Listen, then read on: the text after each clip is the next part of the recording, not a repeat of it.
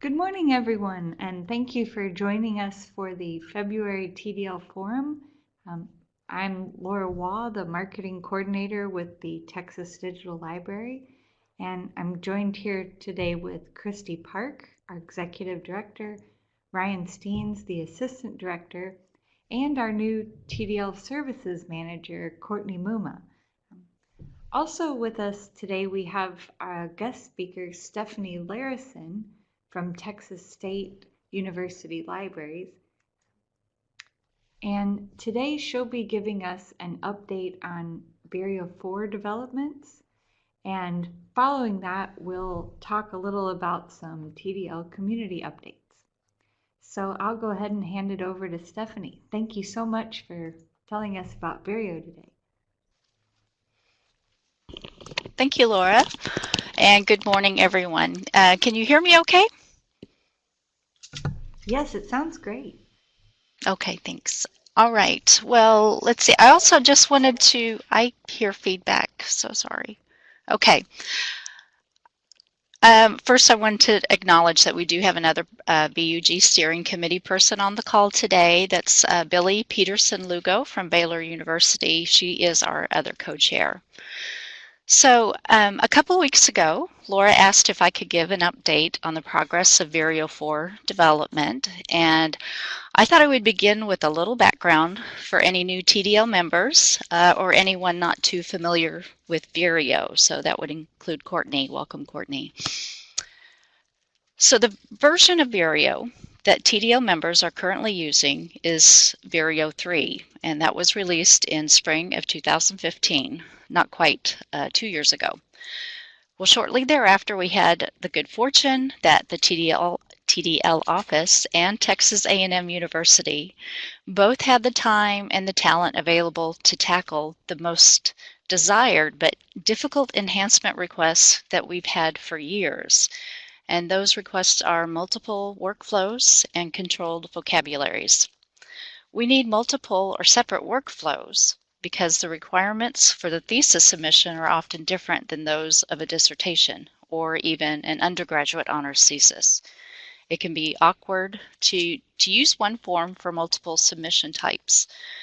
But multiple workflows are not limited to submission types. They're also needed by institutions that don't have a central office for thesis and dissertations, but each college could handle them separately, and they want to do things their own way. So the other one, controlled vocabularies, are needed by graduate schools and libraries, but for different reasons.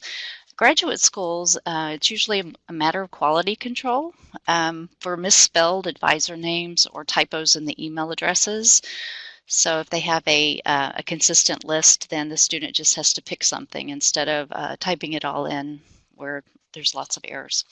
Libraries, on the other hand, appreciate any kind of controlled vocabulary list or any kind of list where we can control the form of the excuse me of the words. So we're also taking the opportunity to roll in the recommendations made by the TDL ETD Metadata Working Group. So those folks finished work, did a lot of research and reporting and updated some standards.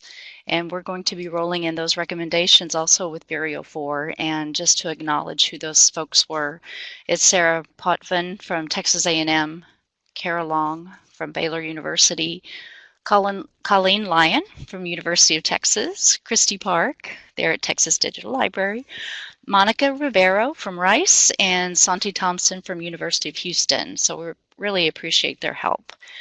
So all of these new features required a new architecture for Vireo. So, and as I mentioned, they're pretty hefty requests, and that's why we had to go ahead and start a brand new Vireo. So who's doing this work? Well, in short, it's the Texas A&M. It's the great and talented staff of the developers at Texas A&M. James Creel is the lead developer, and he's been organizing the sprints, and the work rotates through a team of talented developers. Those names are Jeremy Huff, William Welling, Jason Savell, Simon Fraser, who will be leaving soon, and the newest member is Ryan Ladussaw. So there have been other, maybe a year ago, there were some other people that worked on it, but these are our most recent developers. And we also have support from Douglas Hahn and Michael Bolton of A&M, as well as organizational assistance from Micah Cooper. So without all of those guys, Vireo would not be what it is.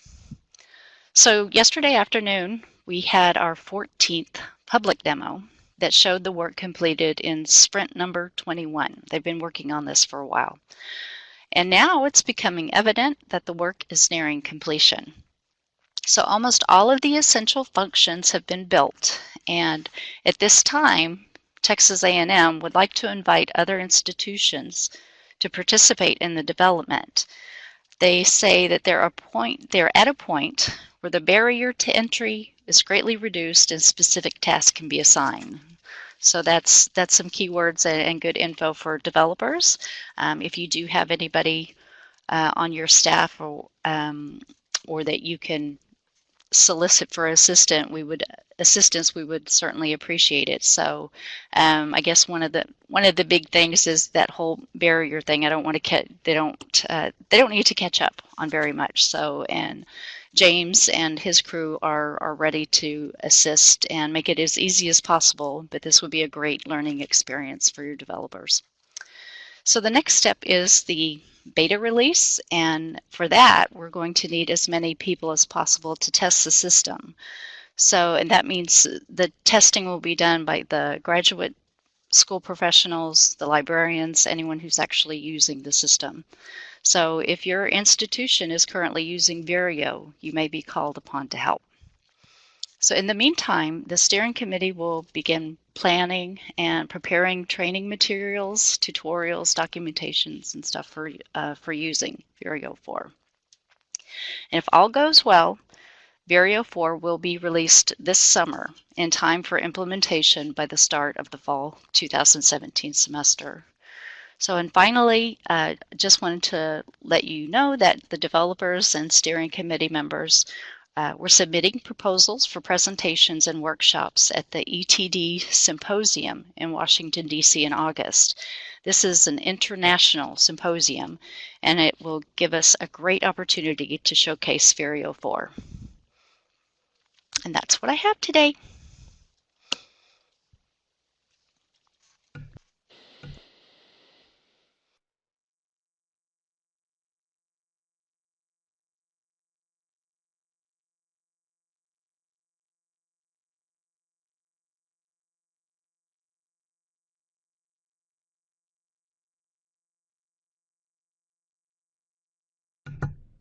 Oh, thank you so much, Stephanie.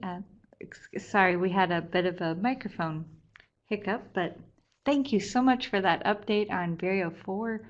And also a huge thank you to Billy as co-chair. And I know you've both done tremendous things with that group, and to all of the developers and folks at Texas A&M. So yeah, thank you so much. And next, we'll just give a warm welcome to Courtney Muma, who started her first day with the Texas Digital Library on February 1st, and she'll be managing and promoting digital preservation and research services, mostly including the Digital Preservation Network and the Texas Data Repository to start.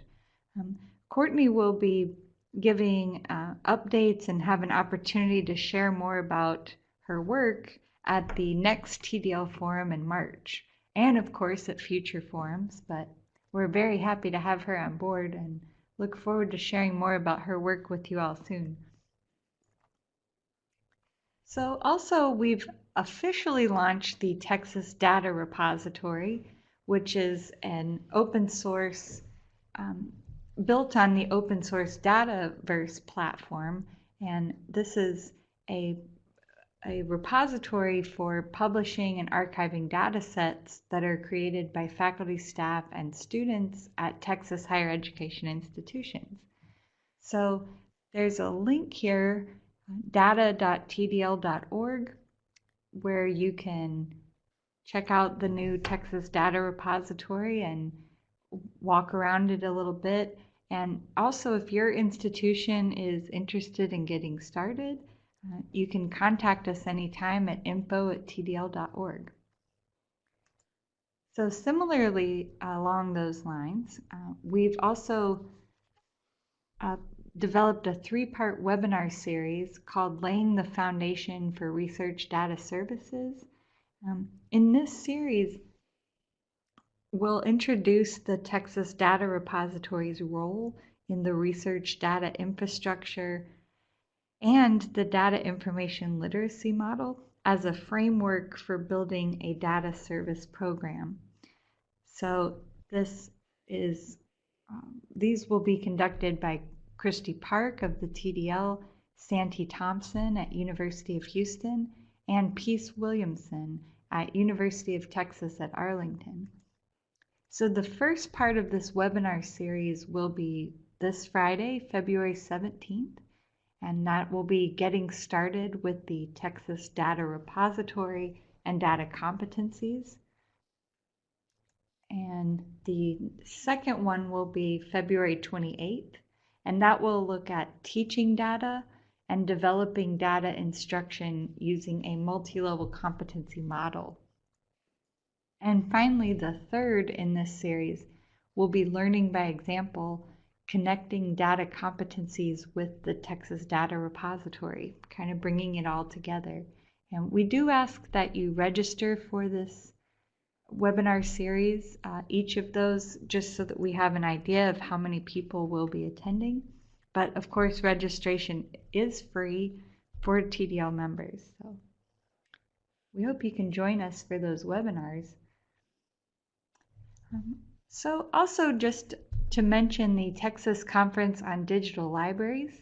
This will be held May 23rd through the 25th at the Commons Learning Center here in Austin, Texas. There's the early bird registration deadline through April 14th, and there are also special hotel rates through April 24th at the Aloft Austin Hotel at the Domain and the Fairfield Inn and Suites.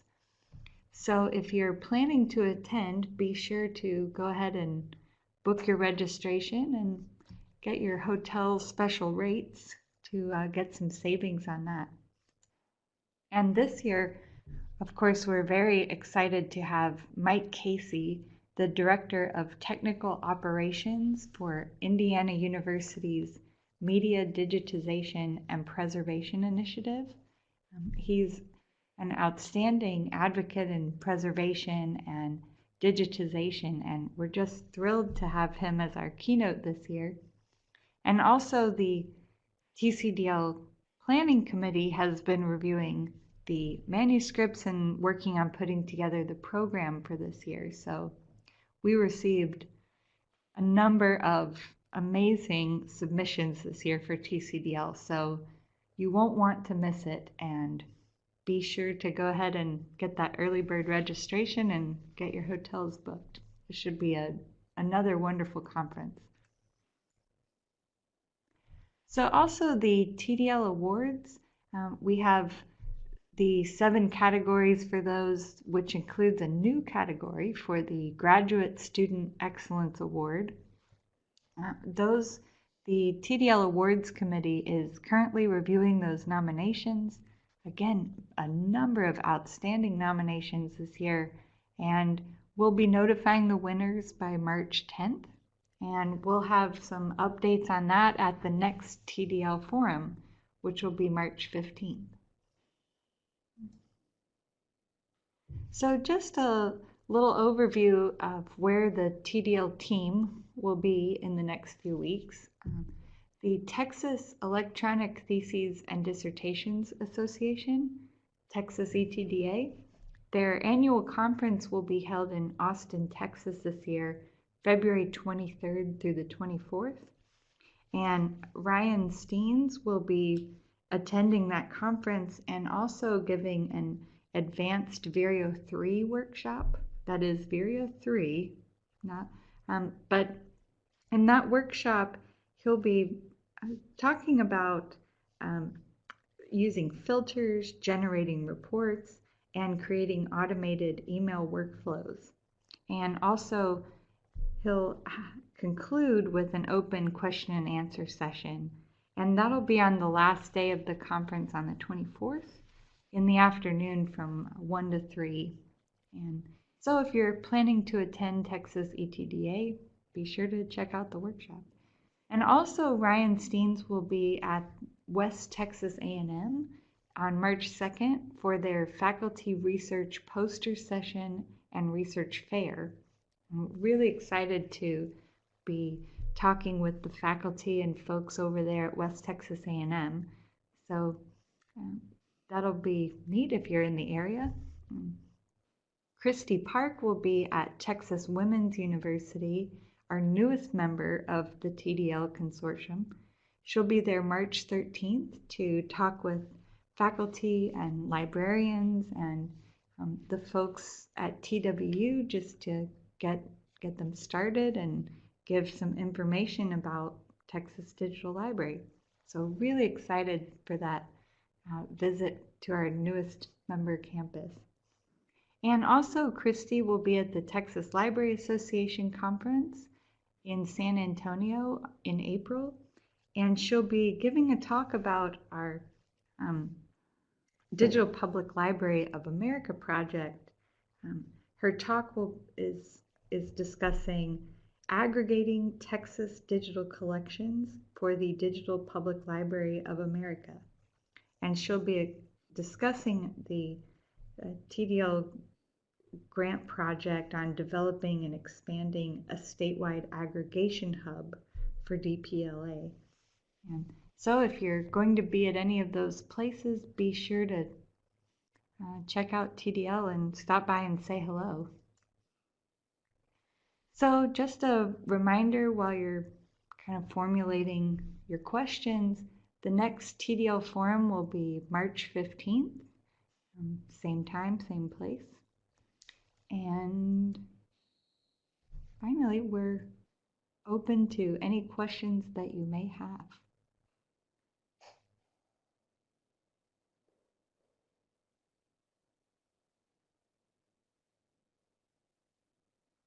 Well, it looks like we must have answered all of your questions already with the presentation, but if you do have any questions at a later time, of course, always feel free to reach out to us at info@tdl.org or any of us on the team individually. We always like hearing from you. So thank you all so much for attending